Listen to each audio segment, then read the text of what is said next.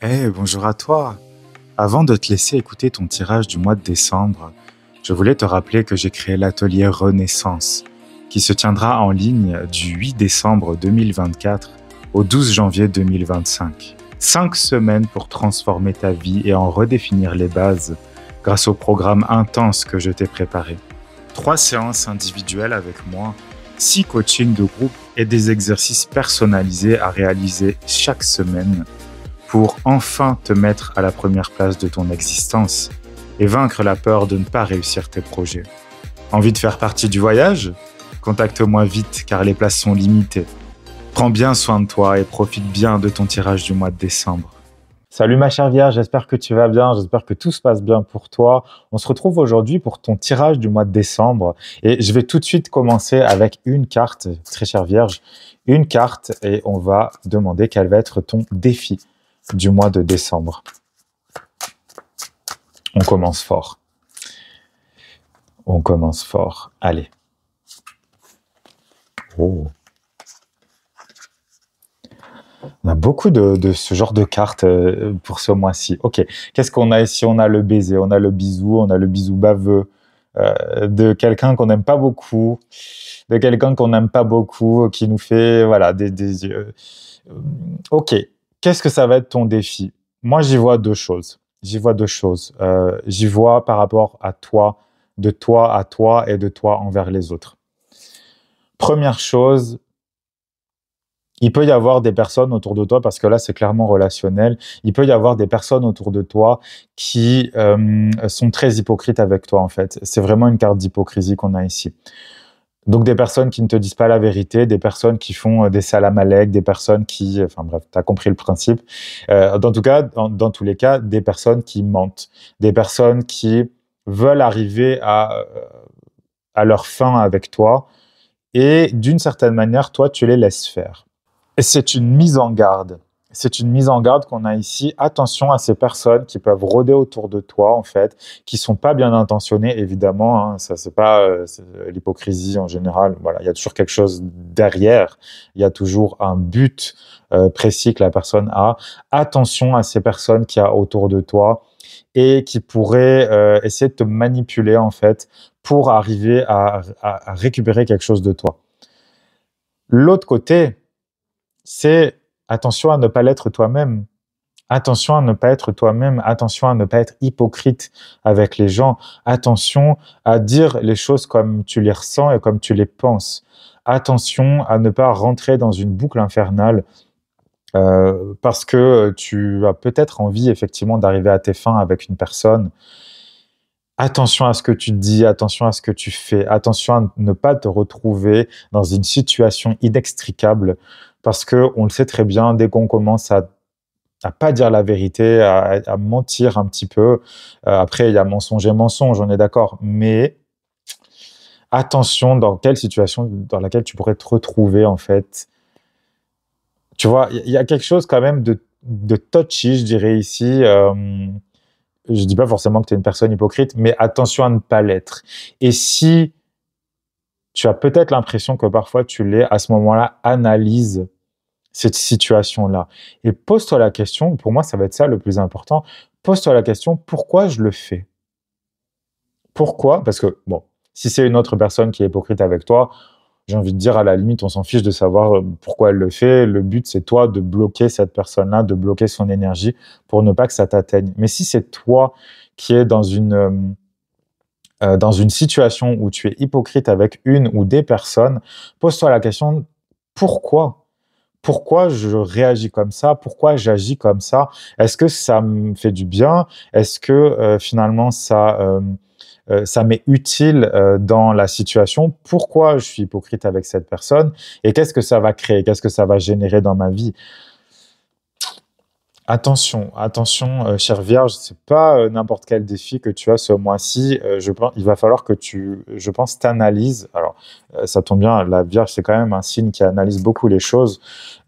Ne sois pas trop, pour le coup, ne sois pas trop mental dans cette analyse-là, mais surtout, euh, essaie de comprendre ce que tu ressens. Qu'est-ce qui t'a amené, si c'est le cas, évidemment, qu'est-ce qui t'a amené dans cette situation d'hypocrisie envers quelqu'un d'autre?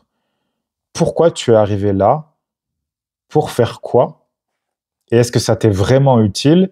Je te donne un indice, il y a de fortes chances que non. Parce que si ça sort là, c'est que voilà. Bon, écoute, on va voir ce qui nous sort, les autres cartes qui sortent ici. Il y a plein de cartes qui sautent. Allez, allons-y. Au niveau amoureux, ma chère Vierge, qu'est-ce que tu vas vivre? Quelles vont être les énergies au mois de décembre? Alors, je pense que ça confirme quand même beaucoup. On a le roi des épées ici qui sort. Le roi des épées, je te le cache pas, c'est pas spécialement une carte d'amour fou. C'est pas spécialement une carte c'est pas une carte du tout émotionnelle. On n'est pas du tout dans les émotions, on n'est pas dans la douceur du tout. On est loin de ça, justement, on est même carrément à l'opposé. Le roi des épées, les épées en général, on est dans quelque chose de tranchant, on est dans quelque chose d'un peu brutal même. Et le roi, surtout en particulier, lui, il a très vite su, il a très vite analysé, il a très vite compris que telle et telle personne, elles n'étaient pas bonnes pour lui, et donc il va trancher sans aucun état d'âme. On n'est pas du tout, mais pas du tout dans la compassion, dans l'empathie, on n'est pas du tout là-dedans.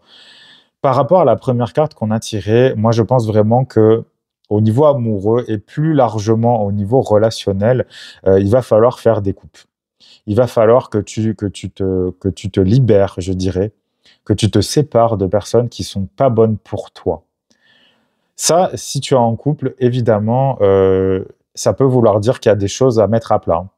Il y a des choses, il va falloir que tu parles avec ton ou ta partenaire, il va falloir que tu mettes les choses à plat, on va dire les choses.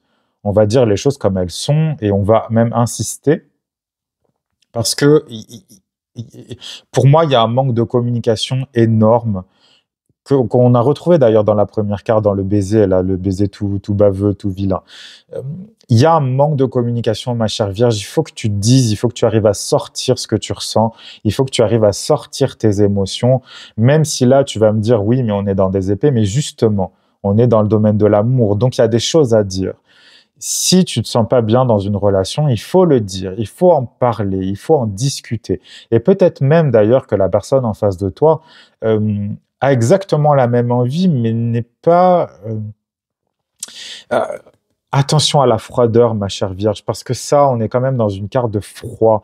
On est quand même dans une carte qui est très rigide. Attention à ne pas t'enfermer, à ne pas te cloîtrer dans une idée, par exemple, que l'autre personne n'est pas capable de te comprendre. Ça n'est pas vrai. C'est peut-être vrai de temps en temps, mais là, si tu es en couple, va parler avec l'autre. Va lui dire ce que tu ressens. J'allais envie de dire, peut-être même, n'y mets pas spécialement les formes, dis les choses comme elles sont. Peut-être que la personne en face, justement, en a marre que tu te contiennes tout le temps. La Vierge, c'est un signe qui a quand même une forme de... On veut être organisé, on veut que les choses soient bien comme il faut. Il y a une recherche, il y a un perfectionnisme presque extrême dans la Vierge. Et là, justement, c'est pas bon parce que l'amour, c'est quelque chose de vivant, c'est quelque chose qui vit, donc ça veut dire qu'on peut être heureux, on peut être malheureux, on peut être en colère, on peut être joyeux. Tu vois ce que je veux dire? Laisse-toi vivre ces sentiments-là et parle, discute, dis les choses. Si on t'a fait quelque chose qui t'a fait du mal, dis-le. Si tu t'es sentie malheureuse parce que il y a quelque chose qui n'a pas fonctionné, dis-le aussi. Si c'est toi qui as quelque chose à te reprocher, dis-le aussi. Ne sois pas hypocrite avec toi-même aussi. Tu vois? Et si jamais tu es célibataire, ma chère Vierge, attention aux personnes que tu vas laisser rentrer autour de toi. Et s'il y a des personnes qui tournent autour de toi dans l'espoir que tu vois, ça revient encore à l'hypocrisie. Attention à ne pas laisser espérer des personnes qui tournent autour de toi. Si tu sais que cette personne-là ne te convient pas, dis-lui. Dis-lui. Ne laisse pas le doute planer parce que ça va t'amener à une situation encore plus compliquée ensuite. Il y a beaucoup de signes qui ont ça, ce mois-ci, tu es l'avant-dernier signe que je fais et il y a vraiment cette idée de mettre les choses au clair. On est aussi dans le signe du Sagittaire, le soleil est un Sagittaire en décembre. Ça veut dire qu'on met aussi les choses à plat. Le Sagittaire n'est pas connu pour sa diplomatie, il est connu pour dire les choses parce que c'est comme ça et c'est tout. Après, est-ce que c'est la vérité ou pas? j'ai presque envie de dire, c'est pas grave. Le plus important, c'est de savoir qu'est-ce que tu ressens, qu'est-ce que tu vois à l'intérieur de toi. Et si tu es capable de discuter, de dire en tout cas ce que tu ressens et ce que tu penses, là, il y a une discussion qui peut se créer. Donc, ne te cloître pas dans ta tour d'ivoire. Ne reste pas en te disant que les gens ne peuvent pas te comprendre, et surtout si c'est ton amoureux ou ton amoureuse. A priori, c'est quelqu'un qui devrait te connaître un petit peu. Ok, donc on commence fort, hein, chère Vierge. On va te tirer une autre carte au niveau professionnel. Qu'est-ce qui va se passer pour toi en décembre? Oh ben, c'est avec ça, ma chère Vierge, je pense que le mois de décembre va être chaud patate, comme on dit. Il va y avoir du remue-ménage, parce que là, on a quoi? On a la tour. On a la tour qui nous sort dans le travail. Qu'est-ce que ça veut dire? La tour, c'est un changement, j'ai presque envie de dire inévitable. C'est une crise. La tour, c'est une destruction. Tu vois, on a quelque chose là, on a une tour, on avait une tour en tout cas, la fameuse tour d'ivoire de juste avant, qui s'est effondrée. Mais là, elle ne s'est pas effondrée. Regarde le visage. J'aime beaucoup ce jeu, justement, c'est pas pour rien que cette carte est tombée. Regarde le visage de cette sorcière qui vient de détruire la tour. Elle est satisfaite. Il y a quelque chose dans ton paysage professionnel qui va changer irrémédiablement, mais c'est toi qui l'auras détruit. C'est toi qui vas prendre la décision de dire ça ne me convient plus, je le détruis, je suis consciente de sa destruction et je vais le faire. Et en plus, ça va me faire plaisir. Qu'est-ce que ça veut dire? Peut-être que tu vas démissionner, peut-être que tu vas changer du tout au tout. Ou en tout cas, il va y avoir une réflexion par rapport à ça. Est-ce que ça me convient vraiment? A priori, non.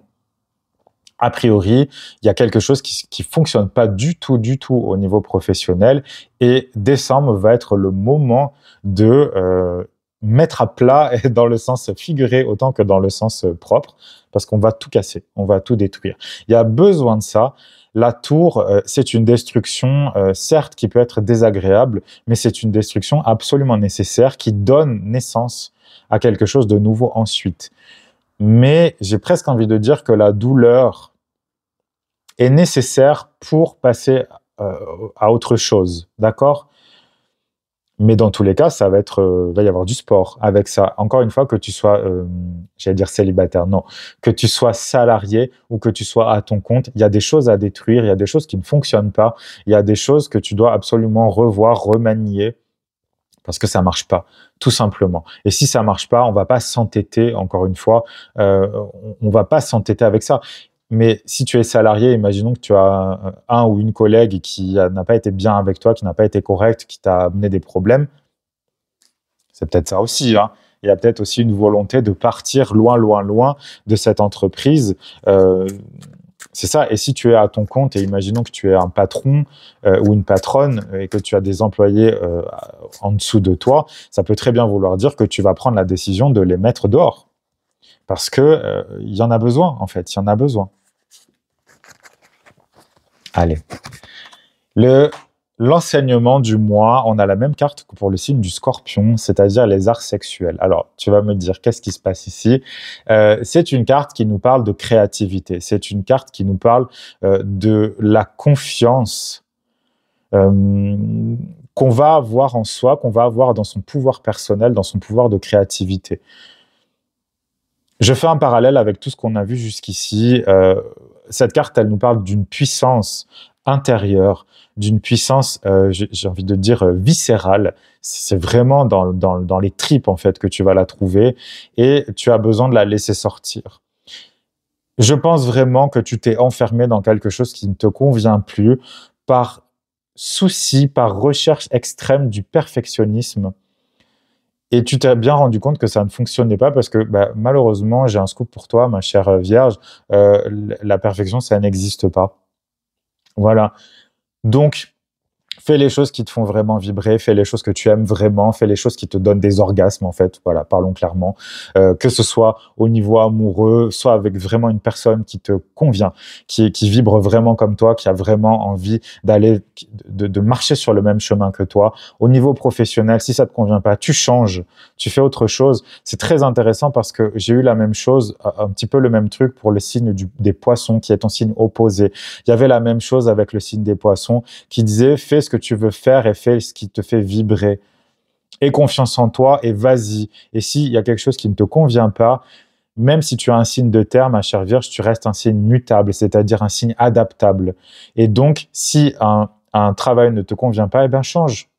Fais autre chose. Va voir ailleurs. Et si dans 2 mois, tu as encore envie de changer, eh bien continue. C'est pas grave. À un moment donné, tu vas trouver. Mais il faut que ce soit quelque chose qui soit vraiment, qui te fasse...